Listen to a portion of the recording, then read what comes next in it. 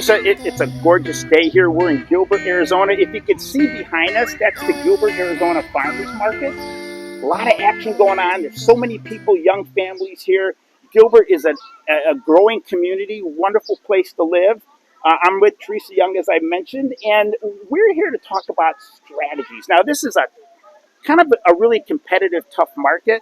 Right now, you really have to have a strategy in order to get your offer accepted when you're looking to purchase a home. So, Theresa, what as an expert, as a real estate expert, what strategies do you have that you can offer the folks that'll help their offers become a strong offer and be accepted? Yeah, you have to be competitive in this market. There's no question about that. You're competing against multiple offers, cash offers, offers over ask.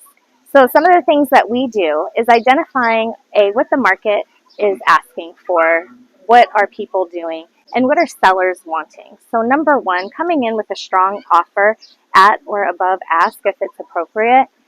That's going to be, very, very important. No lowball offers or anything like that. Where the market is performing, coming in with that. Another thing is to make your offer attractive to sellers. You need to look at some things that they might want.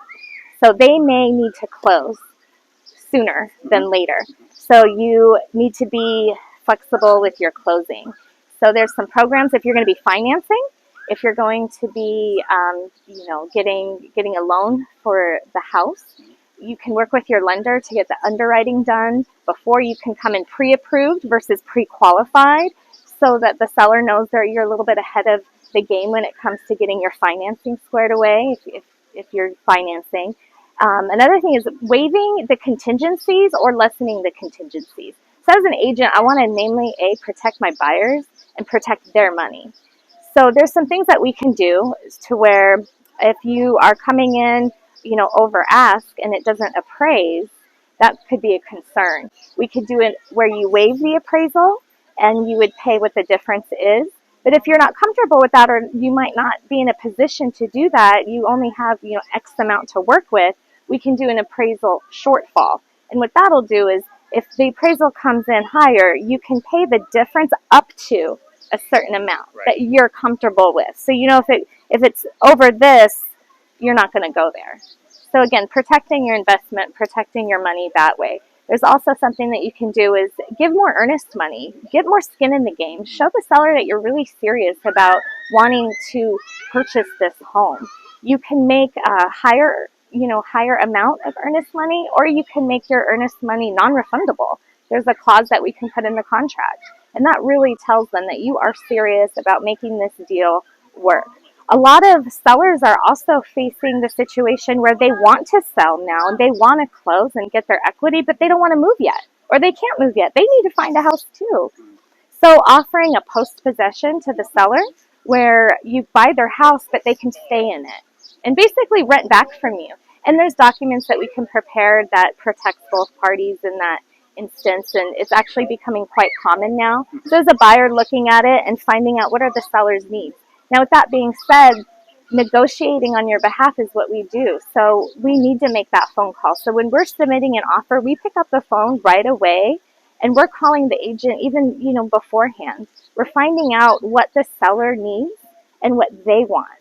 And that way we can come in with something. And that puts us at an advantage when negotiating because we're getting the information about their needs first. And then we can adapt to their needs. Now, communication is a key when it comes to your clients. Do you have a tendency, are you the type of person that likes to over communicate to make sure that people are in the know of everything that's going on? And if you are, does that help strengthen that bond? And maybe over communicating with the seller too, letting them know what's going on, does that help as well? You have to be careful with that. Sometimes over communicating, you show your cards too much. And you also be careful how you come across with ethics and things like that. So over communication is not necessarily an advantage or something good. It's communicating the right things. It's communicating in a way that shows that you are going to be with this person every step of the way And the other agent on the other side wants to sell the house as much as you do. And if you establish that relationship with them, they're more likely going to want to work with you. And they are the biggest influencer on that seller, right? They're the ones that are presenting the offer. They've heard from you. They know your voice. They know my voice.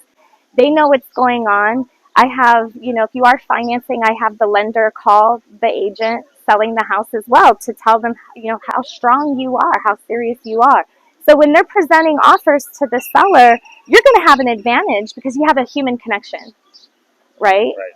And they are the biggest influencer on their seller. So you want to get that relationship with them, but you don't want to over communicate because then you might be lacking, in negotiations. So you have to temper it a bit. You have to temper it a bit and know what you need to communicate on and asking questions. What does the seller want? What do they need? Do they need to stay in the house after close?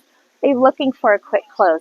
Asking these questions tells the listing agent, the seller's agent, oh, this is going to be someone we need to work with. So you mentioned earlier in the video something that the lender can do as well. We could absolutely help with that. A lot of folks don't know.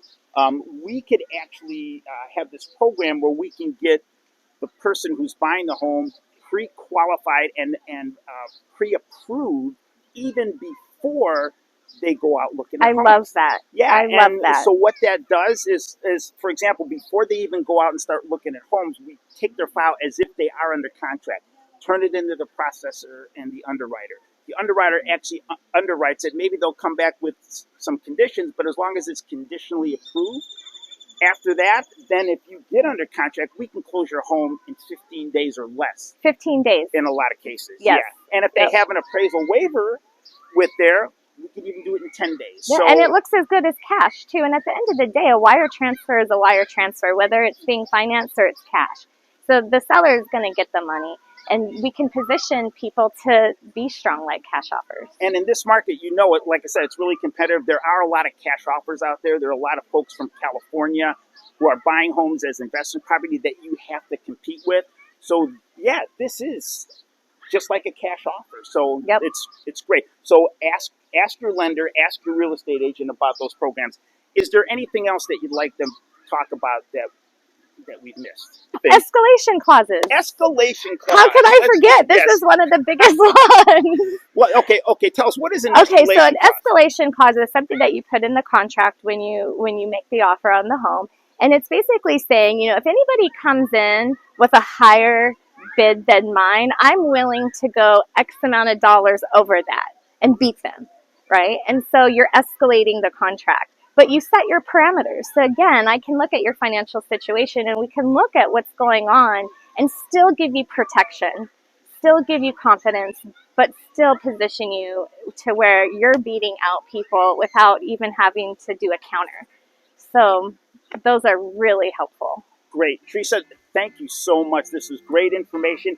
And if you'd like more information, or if you'd like a relocation guide of Gilbert, Arizona, all you need to do is go in the description section of this video, click on the link, fill out the information, and then we'll get you that relocation guide. Or if you just want to contact us for any information, do the same thing. So, Theresa, thank you so much. Thank you so much. Everybody out there, have a great day. And don't forget to like, share, and subscribe to my YouTube channel. 우리 다시 돌아가